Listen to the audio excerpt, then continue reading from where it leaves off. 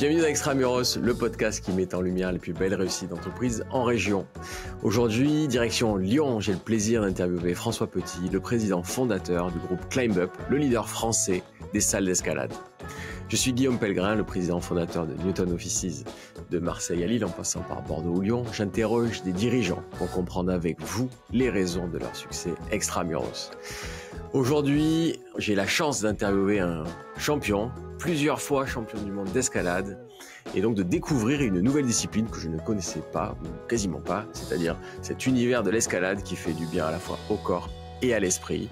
Et on va également avoir la chance de comprendre un peu mieux avec François comment fonctionne une salle d'escalade et quel est le business model de ClimbUp. C'est parti.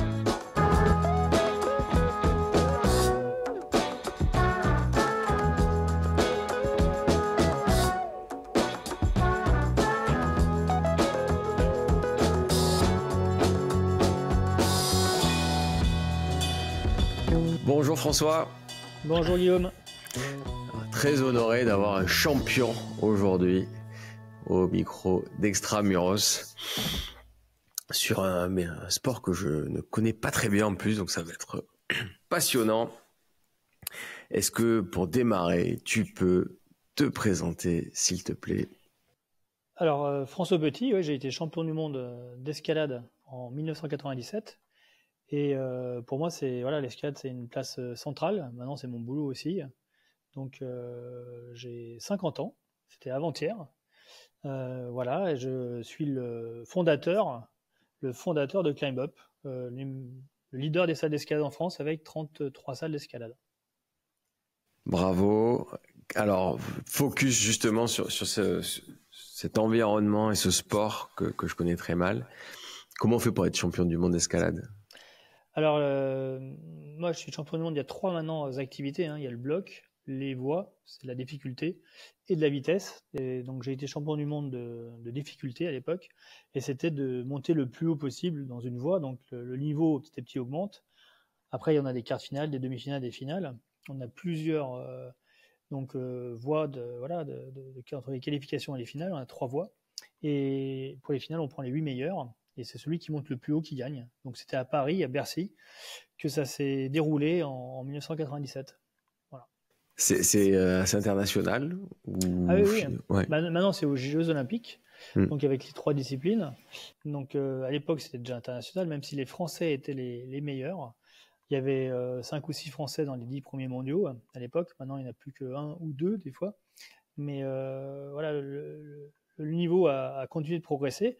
Alors c'est un sport nature, il y avait quand même beaucoup de gens qui font de l'escalade dans la nature, en falaise, en montagne, et puis il y a effectivement tout ce qui est compétition, et le nombre de compétiteurs a progressé, effectivement le nombre de licenciés a progressé depuis 20 ans, moins que le nombre de grimpeurs qui grimpent dans nos salles d'escalade, qui a été plutôt multiplié par 10 ou par 15, mais le nombre de licenciés a augmenté de 20-25% en 10 ans.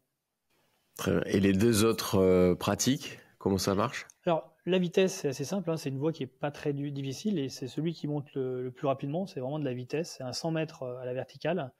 Ils mettent 5 secondes maintenant pour faire les 15 mètres de hauteur, donc c'est un mur de 15 mètres, légèrement déversant, avec des grosses prises mais très éloignées. Donc c'est pas déjà donné à tout le monde d'arriver à faire cette voie, mais ils sautent de prise en prise. Donc c'est la même voie qu'il a depuis 25 ans et il s'entraîne dessus tout le temps. Ah d'accord, c'est exactement les mêmes prises. Tout à fait. Tout le temps les mêmes prises. Et partout dans le monde. Partout dans le monde. Et après le bloc, donc c'est des passages qui font 4,50 m de hauteur, avec un matelas, donc on n'a pas de corde, pas de baudrier, avec des matelas au sol. Et il y a 4 parcours qui sont proposés. Et donc il y a une prise de zone, une prise finale, et c'est celui qui réalise le plus de blocs. Donc il y a un temps imparti, ils ont 4 minutes par bloc. 4 minutes de récupération entre les blocs, et c'est celui qui fait le plus de blocs qui gagne. Ok. Et donc la vitesse, j'imagine que tu es quand même sécurisé, quoi. Ah bah la vitesse, voilà. tout ce qui est en hauteur. Voilà, la vitesse, c'est avec des auto-enrouleurs maintenant très rapides pour effectivement tirer la corde. C'est plutôt des sangles maintenant, ils sont assurés avec des sangles, avec des auto-enrouleurs très rapides. T'as pas besoin d'avoir quelqu'un derrière qui t'assure. Tout à fait. Alors que l'on voit, il y a un assureur qui t'assure, une personne, voilà. Yes. Et Et toi, comment puis, t'es venu? Oui, vas-y, pardon. non, mais c'est vrai que je suis venu à l'escalade grâce à mon frère et à mon père, qui sont des passionnés. Mon frère est un guide de haute montagne reconnu, connu, et qui fait des voyages, qui a fait des livres. Et puis mon père, qui était effectivement un montagnard. Donc j'ai commencé par la montagne, à faire le Mont Blanc à 10 ans. Et puis après, de la grande montagne, des grandes voies dans le Mont Blanc, ou à l'étranger. On a fait le Cervin à 12 ans. Voilà. Et puis c'était quand même assez dangereux. C'est dans les années 88-89 où j'ai commencé à me dire je vais faire de l'escalade plutôt et arrêter la montagne, arrêter de jouer avec le feu, on va dire, ou avec les accidents. Donc j'ai commencé à faire du rocher et après du mur d'escalade, mais c'était les premiers murs dans ces années-là, 2000, 90-2000, c'était les premiers murs d'escalade que l'on réalisait chez nous, quoi. Voilà. Parce que sur ces premières ascensions, c'était que de la marche, il n'y avait pas eu d'escalade. Non, il n'y a pas trop Non. d'escalade. Le Cervin, il y a une corde fixe, mais après le Mont Blanc, c'est de la marche. Et quand même, dans les années 90, on faisait beaucoup de voies quand même en rocher dans le Mont Blanc, donc ça, c'était comme du rocher, hein. Avec des friandes que l'on mettait. Donc mon grand frère était devant moi. Soit j'étais avec mon père, soit j'étais seul avec mon grand frère pour grimper. Ouais. Voilà, c'était des bons moments ensemble. Et passionné de lecture aussi, de premier de cordée ou ce genre de, Ah ouais. Ouais, de littérature aussi. Je lisais jeune, effectivement, les romans de montagne qui m'ont donné envie de découvrir les montagnes, de découvrir ces sensations. C'est vraiment des plaisirs vraiment différents, quoi. Quand on arrive au sommet d'une montagne seul, c'est beau avec le lever du soleil aussi. Voilà. Alors moi, tu vois, je suis né au bord de la mer, donc moins appelé a priori par ces montagnes, mais finalement, j'ai appris à apprécier avec le temps et je vais beaucoup moi, dans la région du Briançonnais, l'été comme l'hiver. Et j'ai découvert, du coup, il y a quelques années, en plus, ce sont des beaux objets aux éditions Guérin de ces livres de premier de cordée, ou celui que j'ai lu récemment, qui est du Club Alpin, qui est vraiment la naissance des pratiques alpines. Et on se rend compte que c'est pas si vieux que ça, d'ailleurs. Ah non, non. Et que c'est en train d'être construit. Et c'est vraiment passionnant. Tout à fait, ouais. Donc, toi, pour revenir à cette escalade, et donc je recommande ces lectures pour ceux qui aiment l'aventure et la nature. Une fois champion du monde, qu'est-ce qui se passe? Tu as des compétitions un peu partout. C'est quoi la vie d'un champion du monde d'escalade? Alors ma vie était assez intense parce que j'ai été effectivement champion, mais en même temps je faisais des études d'ingénieur à l'INSA de Lyon. Donc j'ai pas voulu arrêter mes études. Et quand on est champion, on est en équipe de France, on a une dizaine de compétitions internationales qui se déroulent au Japon, en Chine, aux États-Unis, au Canada. Donc c'est pas mal de semaines où on n'est pas en cours. Donc on récupère les cours lorsqu'on revient à l'école. Donc des fois c'est des bouchées doubles pour revenir. Et j'ai commencé effectivement vers 16 ans à faire des compétitions internationales. Donc en première terminale ont été assez intenses. Et puis après, quand j'étais à l'INSA, voilà, et c'est des bons moments quand même, puisque c'est des moments d'euphorie quand tu gagnes ou quand tu fais des bonnes performances, et des moments difficiles quand tu perds ou quand tu fais second. Des fois, la place la plus difficile, c'est second, hein, quand tu es juste derrière le premier. Ou quatrième, voilà. Si un podium. Quatrième, ouais. Moi, c'est plutôt la première place qui comptait. C'est toujours la première place qui compte le plus, hein. Deuxième, c'est frustrant. Quatrième aussi, mais tu as loupé le podium. Tu es loin de la première place. Ouais. Et donc, combien d'années tu as fait ces compétitions? Pendant 17 ans à peu près, hein, de 1988 à 2005 à peu près. Oui. 17 ans de compétition en équipe de France, puisque j'ai été champion du monde jeune en 92, cadet, junior en 94 et ensuite senior en 97. Et j'ai arrêté voilà, dans les années 2004-2005. J'étais encore jeune, puisque j'ai commencé jeune. Hein. J'ai été champion de France d'escalade à 16 ans. Et voilà, je voulais arrêter, j'avais fait le tour. Et je voulais surtout faire de la montagne, ou découvrir de nouveau de la montagne et découvrir des autres pays.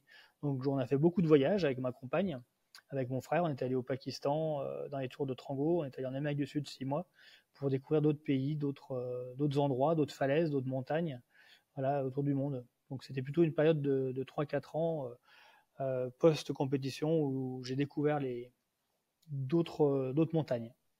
En faisant de l'escalade, et parce que justement, j'allais te demander, cette pratique professionnelle ne se fait qu'en intérieur finalement.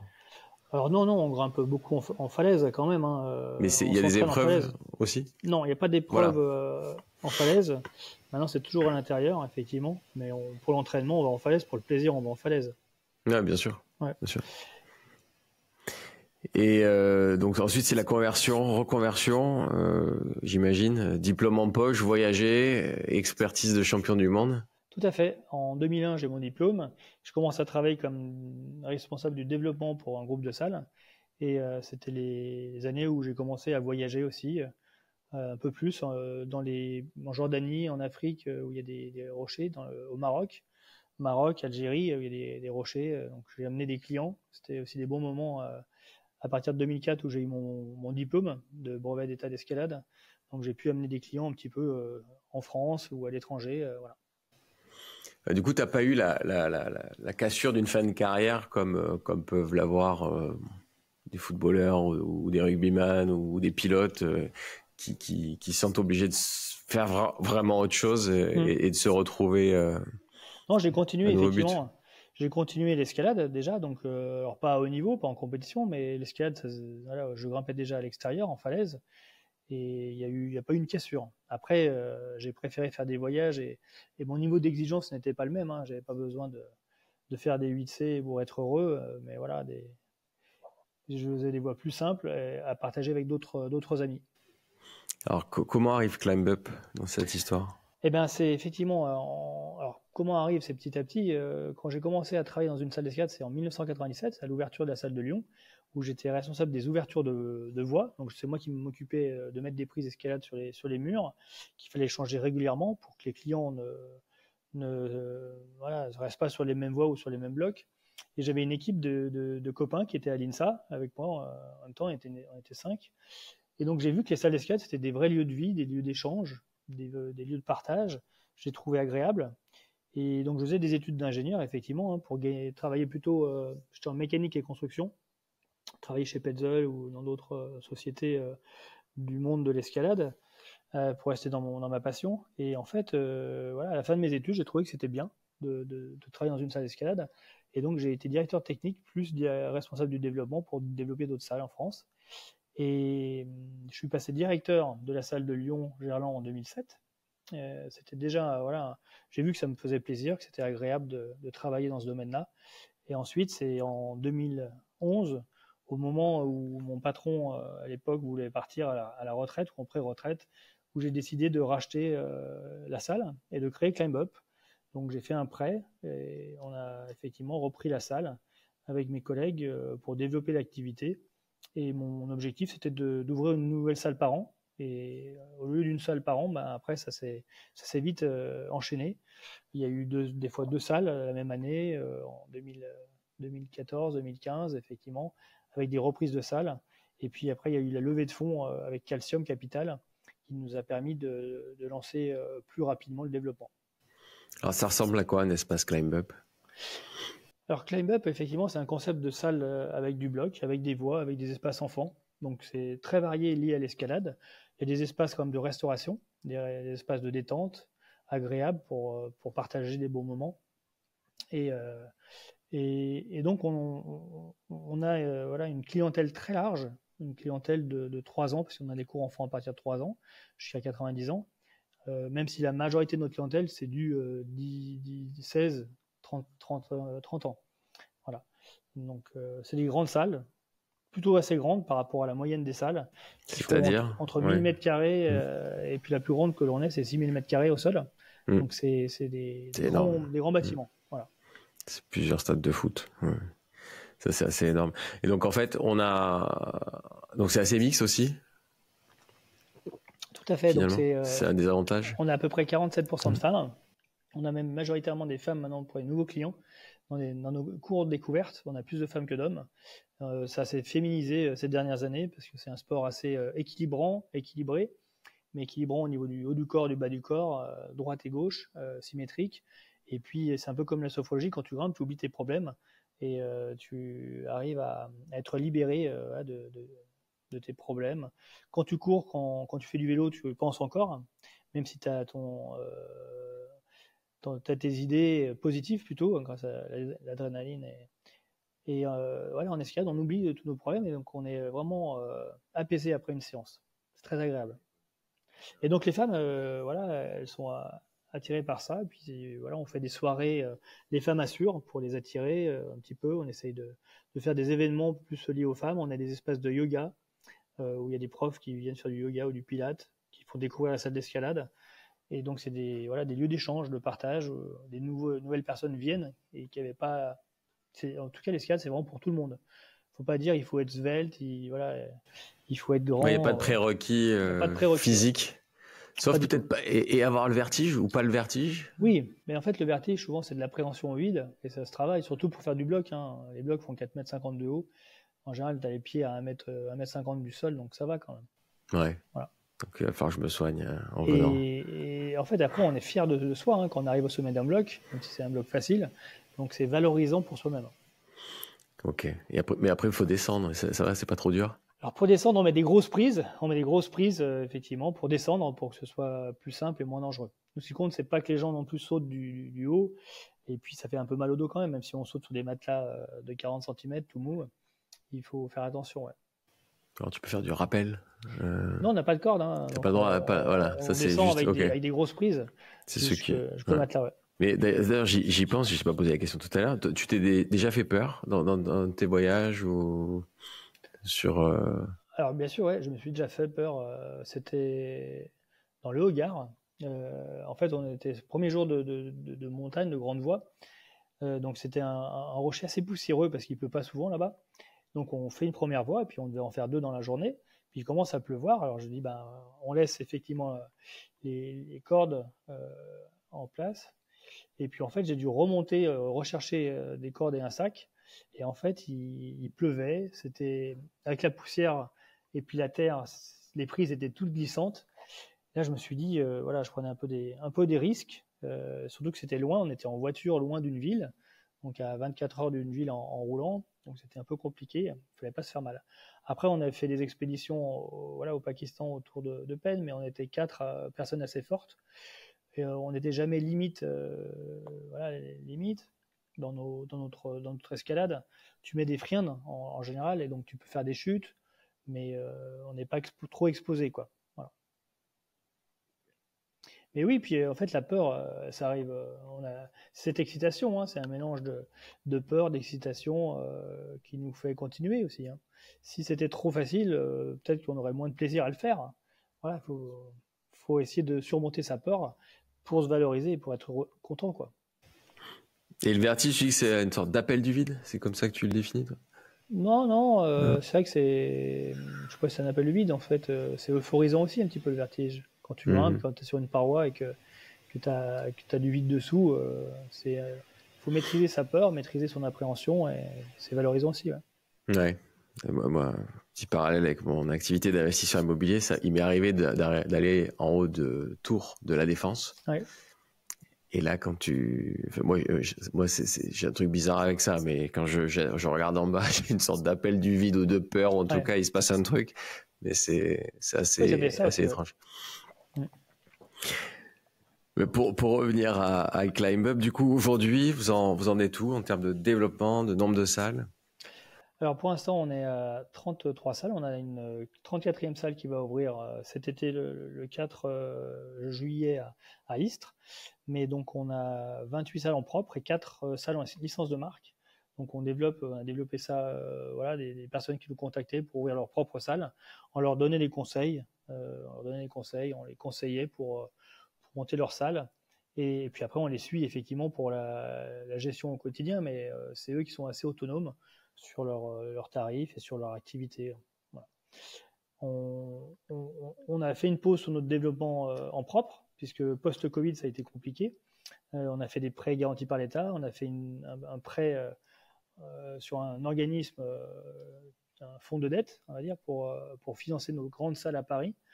Et donc là, on améliore notre rentabilité, on attend des jours meilleurs pour relancer le développement.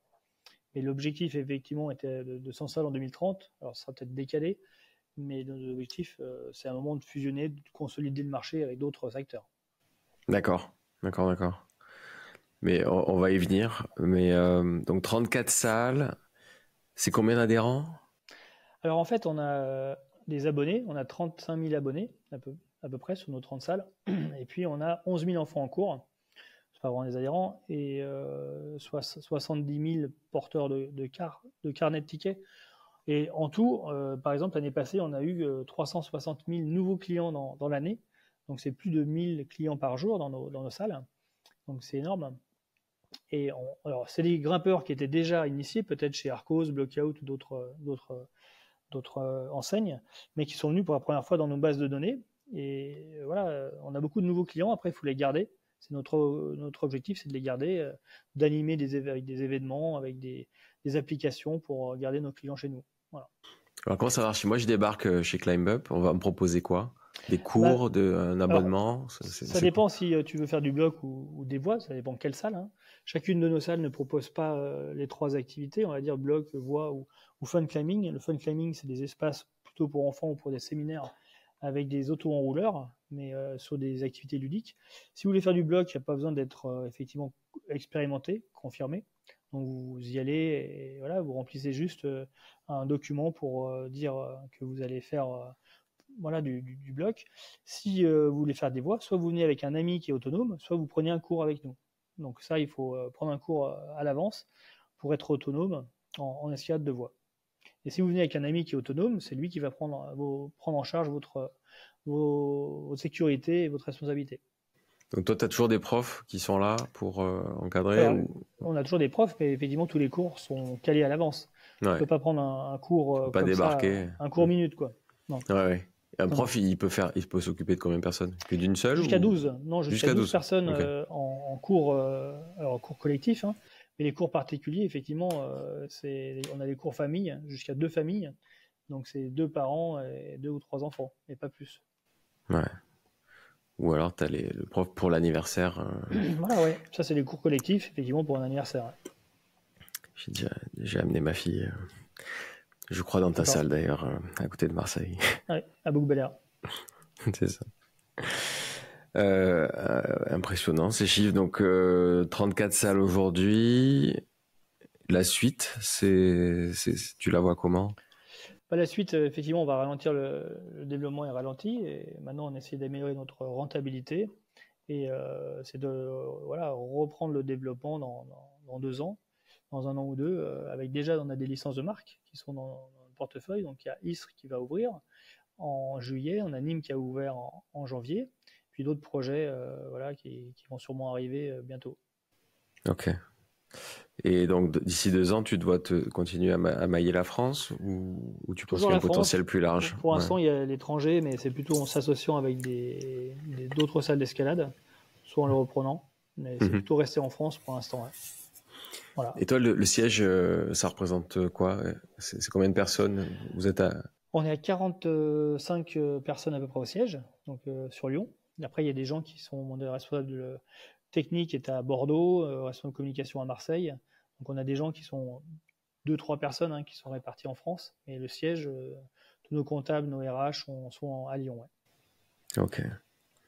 Et donc, explique-nous comment tu passes, parce que moi ça m'intéresse, moi j'ai tout en propre, mes immeubles Newton Offices, sur une logique de licence. Vous avez dû tout écrire, tout charter? Alors c'est surtout la licence de marque, c'est la marque, on a charté la marque effectivement, donc c'est pas comme une franchise très longue et tous les process sont écrits. C'est pas McDo. Ouais, c'est pas McDo, voilà. Notre contrat c'est très simple, très léger, et voilà, c'est la marque qui respecte la marque, l'image de la société, et donc nous on est là en conseil pour leur donner des conseils sur les tarifs, sur tout ce qui est plan d'action, mais on n'est pas là pour leur imposer des choses. Donc c'est eux qui font leur budget, le budget de leur activité, leur business plan, et on est là pour les conseiller, leur dire ce qu'on en pense, mais pas pour faire à leur place. Donc vous avez défini ce qu'était la marque ClimbUp au-delà du nom. Tout à fait. Donc, tu peux nous en dire un peu plus? Non, mais on est en train de retravailler, on va prendre une boîte de com, quelle est notre marque. On a une vision, la vision ClimbUp, la raison d'être de ClimbUp aussi, qui est de partager notre passion au plus grand nombre pour le bien-être physique, mental et social de tous. Et pour moi, c'est important ce bien-être social aussi, parce qu'on a des lieux de vie qui sont vraiment adaptés à tout le monde, aux personnes à mobilité réduite qui viennent, aux champions, en passant par la femme, l'homme ou des parents. Donc c'est le bien-être physique, mental et social pour tout le monde. C'est notre mission et on travaille dessus avec notre agence d'agence de com qui va charter un peu mieux la marque. Voilà. Ouais. Vous êtes société à mission ou pas? On n'est pas encore entreprise à mission. Mais bon, vous l'avez défini et c'est tout comme. Voilà, on l'a défini. Ouais. Voilà. Bah, ça fait écho à ce que j'avais vécu moi en développant Newton Offices, c'est qu'au début, il a fallu trouver un premier nom et c'était un peu dur à trouver. C'est pas évident de trouver une marque. Et comme ma première société d'investissement s'appelle Tivoli, un beau jour, je trouvais pas. J'inverse les lettres et ça fait I Love It quand tu pars vraiment dans l'autre sens. Et ça a été le premier nom de Newton Offices, en tout cas de nos espaces de coworking, I Love It. Sauf qu'au bout d'un moment, après un an ou deux d'exercice et plutôt de succès, on sentait qu'il y avait un décalage et que c'était pas cohérent entre un nom qui sonnait un peu cool, qui était souvent mal écrit d'ailleurs, et parce que il y avait un E en trop, alors que quand tu sais que c'est Tivoli à l'envers, tu mets pas de E au milieu. Je mets de côté un petit accord de coexistence qu'on a dû faire avec McDonald's, que je pensais pas l'évoquer aujourd'hui, mais qui nous avait attaqué parce qu'ils avaient déposé I'm Loving It. Bon. On a quand même un McDo en face de notre siège à la Joliette. Et jamais personne n'est venu acheter un Big Mac chez nous, mais en tout cas, on était passé par ça. Et on avait travaillé justement avec une société pour écrire noir sur blanc ce qu'étaient les facteurs clés de succès, ce qui nous ressemblait, quel était notre ADN, qu'est-ce qui nous plaisait. Et c'est là qu'on avait fait ressortir notre identité méditerranéenne, l'énergie positive qu'on souhaitait insuffler, ce positionnement quand même haut de gamme également, un côté chaleureux. Donc il fallait à la fin un nom un peu statutaire, mais qui se prenait pas trop au sérieux. Donc Newton, c'est ça, c'est à la fois un génie, mais qui s'est pris une pomme sur la tête, donc il est presque plus connu pour ça. Mais c'est aussi, quand tu regardes tout ce qu'il a fait, c'était assez incroyable à quel point il touchait à tout. C'était vraiment un génie qui a fait des découvertes sur la réfraction de la lumière. Et nous, on aime bien ce côté lumineux, et notamment la poussée des fusées se mesure en newton-mètre, et c'était quelque chose qu'on aimait bien. Donc, c'est des choses qui sont importantes finalement à coucher noir sur blanc et à pouvoir raconter aussi à tous les nouveaux entrants. C'est pour ça que je te pose cette question, parce qu'on est passé par là. On va retravailler notre charte, effectivement, graphique et tout ça. Il y a une taille minimale pour qu'une salle fonctionne. Quand je vois les services que tu veux y mettre et des métiers différents, du yoga, de la restauration et évidemment l'escalade. Alors, comme je disais, on a des salles un peu plus grandes que nos confrères, parce qu'effectivement, on veut souvent qu'il y ait du bloc et des voies. Alors, on a repris des salles des fois que de blocs. La taille minimale, on est sur 650-800 mètres carrés dans nos salles. Okay. Ça suffit, et effectivement. Après, tu as la personne d'accueil, qu'elle soit là pour 10 personnes ou 50 clients, c'est mieux s'il y a 50 clients. Voilà. Après, on met 2 ou 3 personnes à l'accueil quand il y a plus de monde, et que la salle est plus grande. On a des fois jusqu'à 5 personnes dans nos grosses salles à Paris. Et ton 6000 mètres carrés, c'est pas plus que ça, quoi. Non, parce que pour l'instant, le flux, on a entre 100 et 150 personnes heure maximum qui rentrent dans la salle, mais on n'en a pas plus, et donc on arrive à gérer le flux avec 5 personnes. Voilà. Et même la restauration, comment tu fais? Même la restauration, effectivement. Alors, la restauration, c'est pas tout à fait en même temps. Soit c'est le soir, donc tu as ton flux d'entrants qui viennent vers 18h, 19h30, et la restauration, c'est plutôt à partir de 20h, après leur séance d'escalade, où ils prennent une bière, où ils prennent effectivement un burger ou un plat pour partager un bon moment. Donc c'est compatible, et on n'a pas les deux flux en même temps, quoi. Mais donc nos confrères, il y en a qui font des plus petites salles, qui sont entre 400 mètres carrés. Nous, on trouve que c'est plus léger en termes de qualité de service, puisque les petites salles, tu n'as pas beaucoup de blocs à proposer. Donc on préfère faire des salles un peu plus grandes. Voilà. Pour avoir au moins un service client, une expérience client suffisante. On est à peu près sur le même positionnement aussi chez Newton, où on a en général 3 salariés par immeuble. Et donc, on est plutôt sur des immeubles qui font 4, 5, 6 000 mètres carrés, voire plus.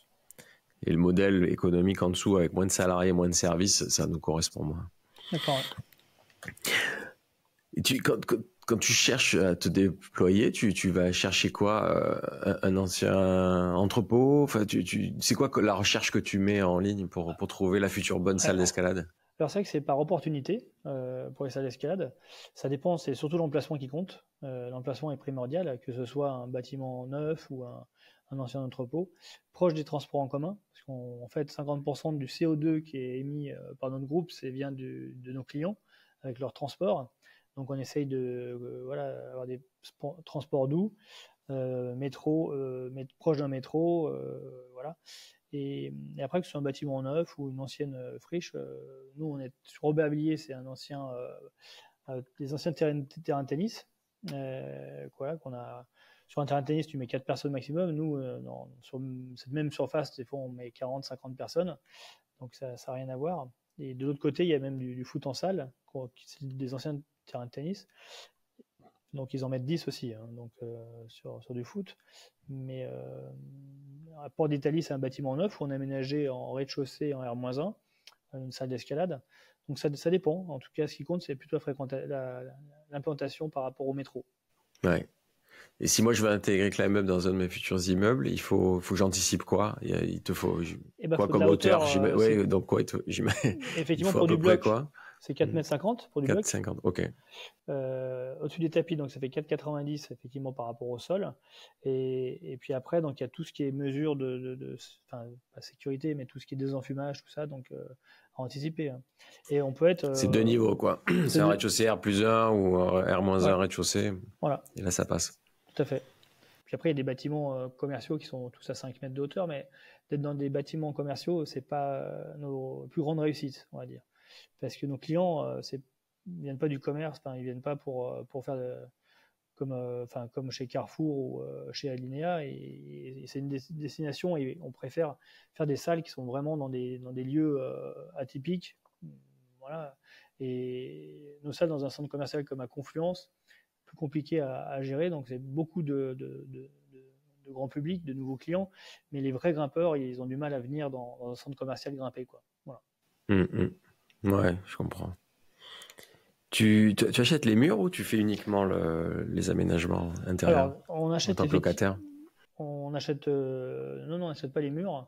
On est propriétaire de certains murs, effectivement, lorsqu'on a construit le bâtiment, comme sur Aix-en-Provence ou sur d'autres salles à Limoges. Mais en général, on est locataire. Bon, voilà, le prix de l'immobilier, en tout cas, même surtout sur Paris, est très élevé. Donc, on préfère investir dans l'exploitation de nos salles. Et c'est pour ça donc tu fais t'élever. J'imagine que tu as tes ratios assez. Maintenant, il en fait 34, tu dois y voir assez clair sur les prérequis et les coûts d'aménagement. Tout à fait, ouais. Déjà, quelle est la bonne surface par rapport à l'implantation, et puis après, quels sont effectivement les aménagements à faire. Alors, ça évolue, hein. Les salles d'escalade d'il y a 10 ans ne sont pas les mêmes qu'aujourd'hui, mais on a les bons ratios, ouais. Et donc ça t'as pu, ça se finance en dette, et puis tu avais fait une levée de fonds avec j'avais fait une levée de fonds avec Calcium Capital en 2019, et après on a fait un fonds de dette en 2021 en plein Covid, où on a réussi encore à lever 12 millions d'euros. Voilà. Alors maintenant, il faut les rembourser. Mais, alors c'est des... Oui, puis les prêts garantis par l'État qu'on a fait aussi en 2020-2021 et qui se terminent en 2026, donc l'année prochaine, on n'a plus qu'un an. Mais ça a été 4 ans, effectivement, post-Covid, c'est assez intense, assez difficile. Mais qui faisait quelque part, sur le plan financier, je comprends tout à fait, et puis moi je le vois, et puis je trouve que c'est en 2024 qu'il y a eu un vrai coup de boomerang des PGE, oui. Avec pas mal de boîtes qui sont passées au tapis, malheureusement, et nous on a vu chez Newton quelques clients avoir de sérieuses difficultés. Mais alors nous, souvent on nous dit que dans le coworking, l'après-Covid, avec le télétravail, ces changements de mentalité, on nous demande si ça nous a aidé ou pas. Vous finalement, est-ce que tu sens qu'il y a eu une envie de se prendre soin de soi, un nouvel équilibre pro-perso qui a amené les gens aussi vers vos salles? Alors moi j'ai trouvé que post-Covid, où les gens étaient tous confinés, hein, l'escalade c'est vraiment un lieu de vie, de convivialité. Donc post-Covid, des gens sont revenus à des activités de loisirs aussi.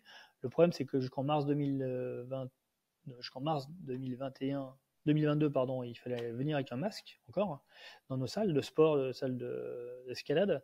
Donc ça n'a pas vraiment eu de succès jusqu'en mars 2022. Après, on a eu une bonne année, effectivement, 2022-2023, avec beaucoup de nouveaux clients qui sont venus parce que de bouche à oreille, ils voulaient venir faire une activité de loisirs et où ils pouvaient partager de beaux moments. Voilà. Donc je pense que le Covid a été plutôt bénéfique au début, puis maintenant après c'est un peu plus dur en ce moment avec le pouvoir d'achat qui a diminué, avec la confiance des ménages qui a baissé aussi. Donc les premiers touchés sont les loisirs, tout ce qui n'est pas essentiel. Donc on est un peu impacté. Fin 2024-2025 est un peu plus dur que 2023, quoi. Avant de revenir sur cet aspect bien-être et santé mentale qui m'intéresse, ça coûte combien à peu près Alors, les prix, effectivement, c'est 18 € pour une entrée, 150 € un carnet de 10 entrées pour les salles les plus élevées. Après, les salles comme à Limoges, c'est moins cher. On a des tarifs qui sont adaptés à la ville, à l'agglomération. Et un abonnement, c'est entre effectivement 35 € pour les salles les moins chères, par mois, jusqu'à 60 € par mois pour les salles les plus chères. Et une entrée, c'est tu fais ta vie. Ah oui, en fait, c'est pas limité. Pas le chrono qui tourne, quoi. T'as pas du tout le chrono qui tourne. Vous pouvez rester. Donc le week-end, il y a des gens qui viennent effectivement, même qui accompagnent. Les accompagnants ne payent pas. Et donc il y a une famille qui reste. Il y a 2 entrées pour les enfants. Ils mangent à l'intérieur de la salle et ils sont au bar. Tu as évoqué les bienfaits physiques, un sport symétrique. Ouais. Qui te permet de tout te développer en totalité. Ouais. Jusqu'à quel âge tu peux en faire Il y en a des clients, il y en a un client qui avait 97 ans, donc il y a à peu près tout âge. Ça dépend effectivement comment le faire. Il faut que ce soit donc pas grimper en tête à partir d'un certain âge, parce que si tu tombes, tu peux te faire mal. Mais c'est grimper en moulinette, c'est-à-dire que la corde est déjà au relais, et puis donc elle est devant toi, elle te tire, elle te retient si tu tombes. Alors que quand tu es en tête, entre chaque point d'ancrage, si tu tombes, tu fais effectivement une chute de 3 mètres, tu es retenu par la corde, ça fait un choc un peu. Tu t'es pris quand même, ouais. Voilà. Et voilà, il n'y a pas vraiment d'âge. En tout cas, c'est un sport qui est assez doux quand on sait bien pratiquer. Voilà. Le bloc, par contre, effectivement, au-delà de 60-70 ans, c'est un peu plus intense, un peu plus compliqué. Mais les voies, c'est vraiment adapté à tout le monde. Et on a même des personnes en mobilité réduite qui viennent en fauteuil roulant et qui font des voies. C'est ça qui est exceptionnel. Donc ils grimpent, ils posent un peu les pieds, puis ils grimpent avec la force de leurs bras dans des murs verticaux. Ouais. Ah, super. Vous avez des programmes en particulier pour... On a effectivement des programmes, on a des moniteurs surtout, qui s'appellent APA, pour encadrer ces personnes à mobilité réduite. Ouais. Super, bravo. Et les scolaires aussi, énormément. C'est avec les écoles, tu les as évoquées tout à l'heure, mais on n'est pas allé plus loin. Oui, ça dépend des salles d'escalade. Dans les salles qui sont proches des centres-villes, c'est des écoles qui viennent. Collège, lycée ou primaire. Alors, primaire, ce sont les profs de la ville de Lyon, par exemple. Collège, lycée, ce sont les profs. Alors, des fois, ils ne sont pas assez formés. Donc, on met un moniteur de climb-up pour être sûr que la sécurité soit, on ne va pas dire soit totale, mais on est plus sûr quand il y a un moniteur de chez nous. Il y a des profs qui sont là depuis une dizaine d'années, donc maintenant ils sont très autonomes. Mais c'est vrai qu'un prof peut gérer 35-40 gamins sous la responsabilité, alors qu'ils n'ont pas la même formation qu'un moniteur d'escalade qui lui est limité à 12. Donc voilà. Donc, on essaye vraiment d'assurer la sécurité de nos clients, que ce soit des clients scolaires, des clients personnes physiques qui viennent dans nos salles, ou les séminaires. On a beaucoup de séminaires aussi qui viennent dans nos salles. Et par rapport au fun climbing, ce que je disais, c'est des activités très fun, très ludiques, et qui sont vraiment adaptées aux séminaires d'entreprise, au team building. Pendant 1 heure, il y a même des grands toboggans qui font 8-10 mètres de hauteur. Alors je crois que c'est un grand toboggan, mais quand tu es tiré vers le haut et que tu dois te lâcher, c'est assez rigolo. Voilà. Ah ouais. Ah bah tiens, je le note. Je vais en parler avec mes RH, chercher une nouvelle idée. Et moi d'ailleurs, j'avais fait un séminaire, mais encore étudiant, où ils avaient arrêté le saut en parachute parce qu'en fait c'était une spécialité d'entrepreneur et donc c'était quand même une bonne image de ce ce qu'est entreprendre. C'est quand même un moment, un saut dans le vide en espérant que le parachute va se déployer et que tu te permettre de naviguer. Ça avait été remplacé par du rappel. Ouais. On est une bonne falaise et là aussi je me rappelle ce moment où en fait tu dois faire confiance à la corde et partir en arrière et cette ça doit pas durer longtemps, mais c'est même pas une seconde, le moment où t'es pas encore récupéré par la corde mais tu sens que tu es en train de tomber, ça paraît un peu long. Ouais. Surtout pour moi qui n'étais pas habitué. Faut faire confiance effectivement à la corde ou à celui qui t'assure. Et donc pour revenir au séminaire, c'est ce genre de choses qu'on arrive à travailler en venant chez vous alors. Tout à fait, ouais. On a des programmes effectivement pour le team building, tout ça, pour que les gens puissent travailler déjà ensemble. Donc des fois, on fait des groupes effectivement, et puis il y a les valeurs de l'engagement, de s'engager dans des mouvements aussi. Hein. Des fois, il y a des mouvements à deux mains que l'on peut faire. Donc il y a pas mal de choses à faire avec l'escalade. Ouais. Et sur la santé mentale, c'est des choses que vous avez pu mesurer ou que d'autres ont mesuré, ou maintenant qu'on arrive à tout mesurer avec nos bracelets, avec nos montres et autres? Non, c'est pas mesuré. Non. Ou c'est juste que c'est une évidence et tu te sens bien après, quoi. Ah, c'est effectivement tout ce qu'on ressent, mais c'est pas encore mesuré tout à fait. Par une étude scientifique, on devrait peut-être le faire, mais c'est des études qui le disent. En tout cas, des études en demandant à nos clients ce qu'ils ressentent, quoi. Non, bah après, on s'en doute qu'un esprit sain dans un corps sain. Voilà. Et que ça fonctionne. Tu as parlé tout à l'heure de bilan carbone, j'ai l'impression, enfin en tout cas tu as parlé des émissions carbone de tes clients. Alors nous c'est drôle parce que c'est aussi à peu près la moitié de nos émissions qui viennent des déplacements de nos clients qui viennent dans nos immeubles.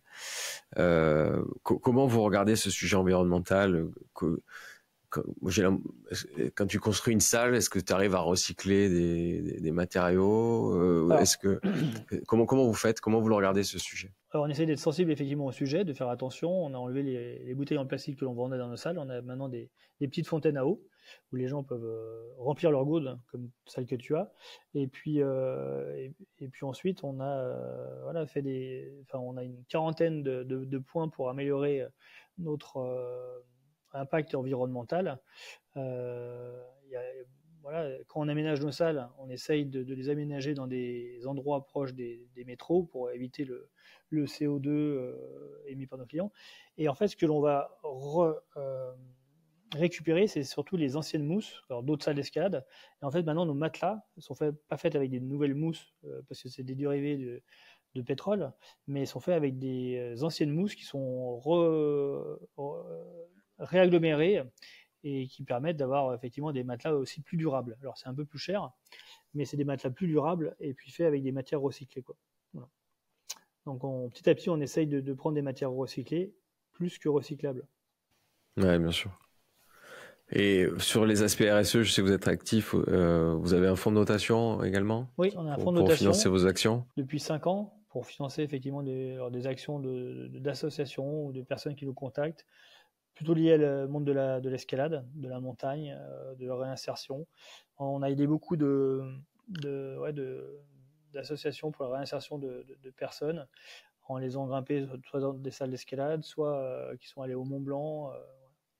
Donc de partout en France, de Lille, de Bordeaux, de Brest, il y a eu Lyon et Marseille.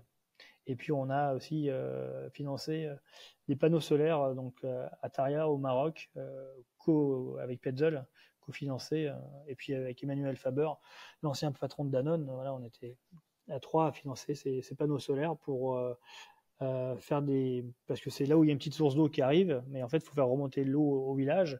Avant ils descendaient à chaque fois à reprendre dans la rivière, mais voilà, c'est des pompes de relevage qu'on a financées avec des fonds. Bravo. Il y a eu des films sur des ascensions, sur l'escalade. Alors moi je me rappelle un vieux film d'escalade, mais qui doit plus avoir d'impact du tout sur les jeunes générations, qui était avec Stallone. Ah oui, Cliffhanger. Ouais. Mais plus récemment, j'ai pas le nom là qui vient Inoxtag, voilà, de ce grand succès. Ça a eu un impact pour vous? Ça a eu un impact parce qu'il y a beaucoup de jeunes qui s'identifient un peu à Inoxtag. En tout cas, c'est un très très beau film, c'est vrai. Et puis une bonne, je ce qu'il dit est quand même bien, même si au début, j'aimais pas trop cet état d'esprit, mais en tout cas, voilà, il a fait quelque chose de très bien, un très beau film, et puis c'est quelqu'un qui met des objectifs et qui arrive à les réaliser. Donc c'est fort quand même, hein, parce qu'il se donne vraiment à fond à chaque fois qu'il fait quelque chose. Donc voilà, et ce qu'il dit, c'est bien, hein, que les jeunes doivent arrêter de jouer aux jeux vidéo et puis d'aller dans la nature, d'aller voir ce que c'est. Et il y a eu un impact surtout c'est au vieux campeur, hein, qui disait qu'il y avait eu une augmentation de personnes qui venaient acheter des chaussons d'escalade, tout ça. Juste après le film du Stag, il n'y a pas eu d'effet trop JO, Jeux Olympiques, parce que nos athlètes n'ont pas fait de podium. Ils ont fait 8e chez les hommes, 8e chez les femmes, et 8e en vitesse.